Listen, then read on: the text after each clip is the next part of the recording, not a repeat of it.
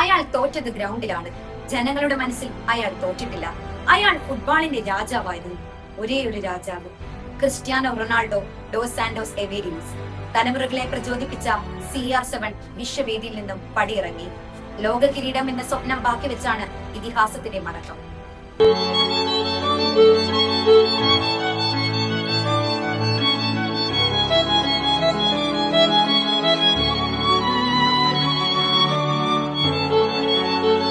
പോർച്ചുഗലിൽ നിന്ന് ഏറെ ദൂരത്ത് സ്ഥിതി ചെയ്യുന്ന മദീര എന്ന കുഞ്ഞൻ ദ്വീപിൽ നിന്നാണ് അയാൾ വന്നിരുന്നത്.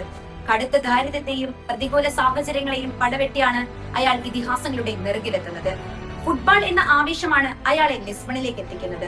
അവിടെ നിന്ന് അയാളുടെ കലാപ്രതിഭയെ തിരിച്ചറിഞ്ഞ അലക്സ് ഫെർഗുസൺ ആണ് അയാളെ ലോകത്തിന് മുന്നിൽ പരിചയപ്പെടുത്തുന്നത്. പിന്നീട് അയാൾക്ക് ഒരു മേൽവിലാസത്തിന്റെ ആവശ്യം വന്നിരുന്നില്ല. ഒരു രാജ്യം തന്നെ അയാളുടെ മേൽവിലാസത്തിനായി.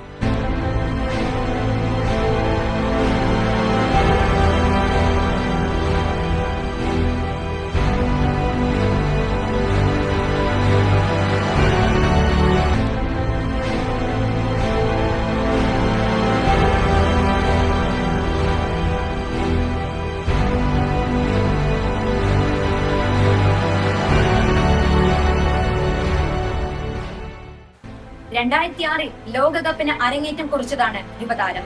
2026 6ാം തവണ പോർച്ചുഗലിന്റെ നയിച്ചാണ് അയാൾ കളം വിടുന്നത്.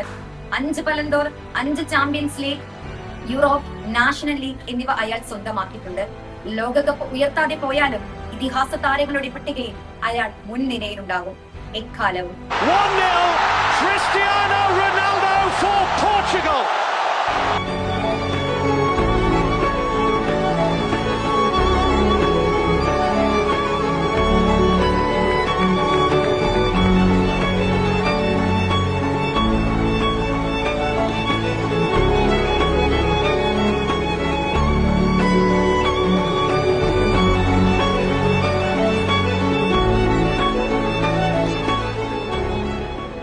കാലാതീതനായി, ഒരു യോദ്ധാവിന്റെ പ്രതിരൂപമായി, ഒരു കൊടുങ്കാറ്റായി CR7 ഇന്നും എപ്പോഴും ഒരു വികാരമായി നിലകൊള്ളും.